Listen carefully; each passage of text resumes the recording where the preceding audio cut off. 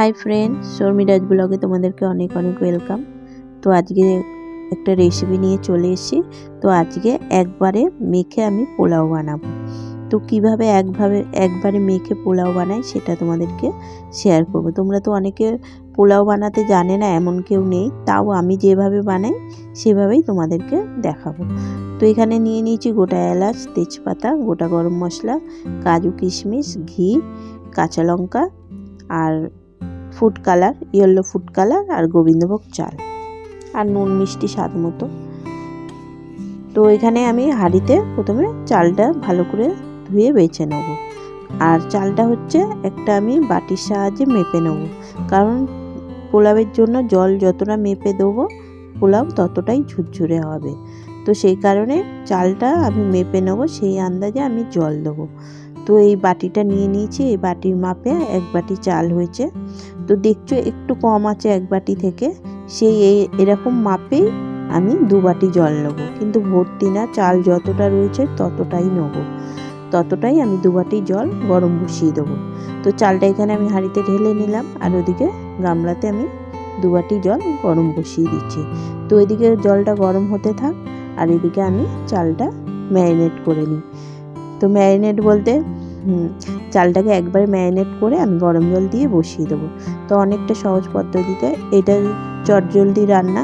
এবার পোলাও তো অনেক রকমভাবে করা যায়, ভেজে, চাল ভেজে, কাজু কিশমিশ ভেজে, তো অনেক রকমভাবেই করা যায়। তো একদম যে সহজ পদ্ধতিতে সেটাই আমি করে তোমাদেরকে দেখাচ্ছি।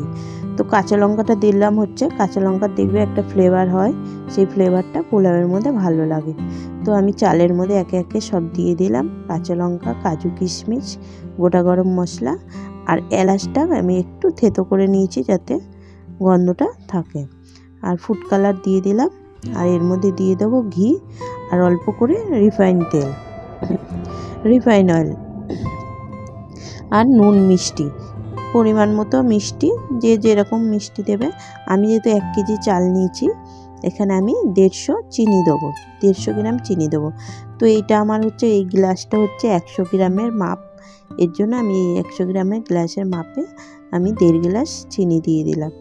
আর নুনটা আমি দেবো আন্দাজ মতো, আর এখানে ঘি দিয়ে দিলাম, আর এখানে রিফাইন অয়েল দেবো, দিয়ে ভালো করে আমি এটাকে মিক্সড করে নেব। হাত দিয়ে মাখলেও হয়, আমি হাতার সাহায্যে ভালো করে মিশিয়ে মেখে নেব। তা মেখে নেওয়ার পরে যে গরম জলটা থাকবে, গরম জলটা যে বসিয়েছি, সেই গরম জলটা আমি এর মধ্যে ঢেলে আমি গ্যাসের ওভেনে বসিয়ে দেবো।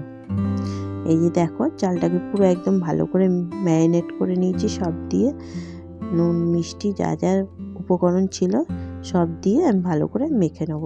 আর জলটা এদিকে গরম হয়ে গেছে, তো জলটা এর মধ্যে ঢেলে দেবো। যেহেতু এটা গোবিন্দভোগ চাল, তো সেহেতু সিদ্ধটা একটু তাড়াতাড়ি হয়, আর যেহেতু এর মধ্যে গরম জল দিচ্ছি, এটা আরও তাড়াতাড়ি হয়ে যাবে। আর জলটা যখন বসানোর পরে জল ফুটে যাবে যখন চালটা, তখন হালকা যখন জল থাকবে, একদম কম যাতে নিচে না লেগে যায় সেরকম জল থাকবে, তখন আমি গ্যাসটা বন্ধ করে দেবো। গ্যাসটা বন্ধ করে দিলে আমার পোলাও রেডি হয়ে যাবে। তো পোলাওয়ের সাথে আরেকটা রেসিপি তোমাদের সাথে শেয়ার করব। তো এদিকে পোলাওটা আমি বসিয়ে দিলাম গরম জলটা ঢেকে। তো পোলাওটা হতে থাক, তার সাথে আমি আরেকটা রেসিপি তোমাদের সাথে শেয়ার করে নিই। তো এখানে আমি আলু ফুলকপির তরকারি করব, এটাও সবাই পারো, কিন্তু আমি যেভাবে করি সেই পদ্ধতিতে তোমাদেরকে দেখাচ্ছি। তো এখানে আমি কড়াই বসিয়ে দিয়েছি, কড়াইতে তেল দিয়ে দিয়েছি, সর্ষের তেল দিয়েছি, তার মধ্যে আমি 5 ফোড়ন আর তেজপাতা আর কাঁচা লঙ্কা ফোড়নে দিলাম। ফোড়নে দেওয়ার পরে আলুটা লাল করে ভেজে নেবো। আর কফিটা আমি গরম জল দিয়ে আগেই ভাপ দিয়ে রেখেছি। তো গরম জলে ভাপ দিয়ে নিলে কফির একটা যে গ্যাস থাকে সেটা বেরিয়ে যায়।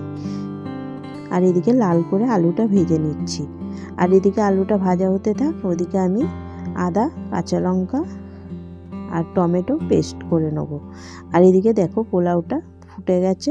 তো পোলাওটা বারবার এরকম ঢাকনা খুলে খুলে নেড়ে দিতে হবে, কারণ হচ্ছে তলায় চালটা যাতে জমে না যায়, জমে গেলে তখন শক্ত হয়ে যাবে, তখন নাড়তে অসুবিধা হবে, আর তলায় নিচে লেগে যেতে পারে। আর এদিকে চাপা দিয়ে দিয়ে বারবার করে নেড়ে নিচ্ছি। আর এদিকে আলুটা ভাজা হচ্ছে। তো আলুর মধ্যে একটু নুন আর একটু হলুদ দিয়ে দিলাম, দিয়ে ভালো করে একটু ভেজে নিলাম লাল করে। ভেজে নেওয়ার পরে কপিটা আমি গরম জলে ভাপ দিয়ে রেখেছিলাম, তো কপিটা এখন দিয়ে দিচ্ছি, দিয়ে একটু ভেজে নেব, তারপরে আমি মশলাটা দিয়ে দেবো। তো মশলাটা দেওয়ার পরে নুন মিষ্টি দিয়ে ভালো করে কষাতে থাকবো। তো যতক্ষণ না মশলার গন্ধটা যাচ্ছে ততক্ষণ ভালো করে কষিয়ে নেব।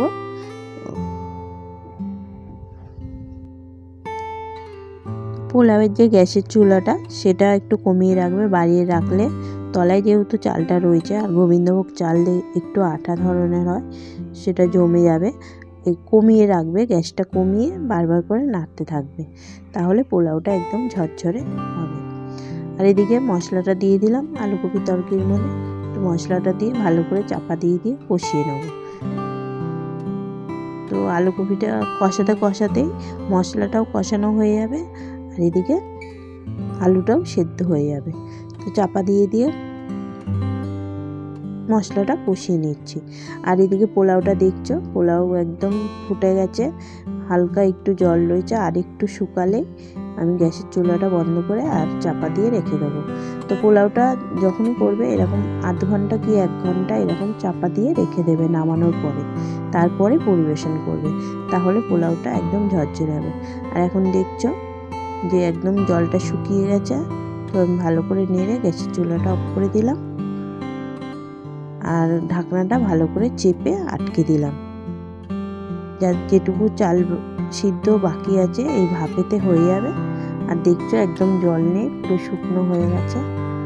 আর এদিকে চুলাটা অফ করে আমি বসিয়ে রেখেছি, আর এদিকে আলুকপির তরকারিও রেডি। তো আজকের রেসিপিটা কেমন লাগলো অবশ্যই লাইক, কমেন্ট, শেয়ার, আর আমার চ্যানেলটাকে অবশ্যই সাবস্ক্রাইব করে আমার পাশে থেকো।